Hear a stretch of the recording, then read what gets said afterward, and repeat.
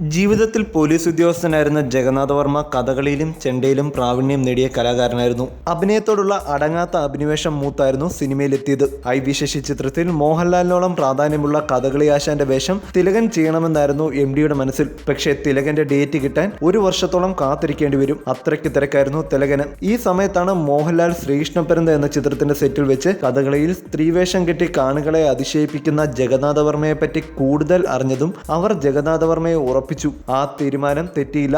നിരവധി ചിത്രങ്ങളിലൂടെ തന്റേതായ അഭിനയശൈലിയിൽ ശ്രദ്ധ നേടി മൺമറഞ്ഞ ജഗന്നാഥ വർമ്മ എന്ന കലാകാരനെ മലയാള സിനിമ എന്നും ഓർക്കുന്ന പ്രകടനമാണ് രംഗം എന്ന ചിത്രത്തിലെ കഥകളി ആശാൻ കരുണാകര പണിക്കരുടെ പകർന്നാട്ടം.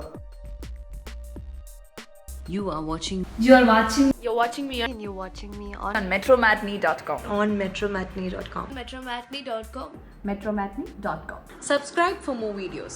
Subscribe for more videos. Subscribe here for more videos. Subscribe now. Thank you.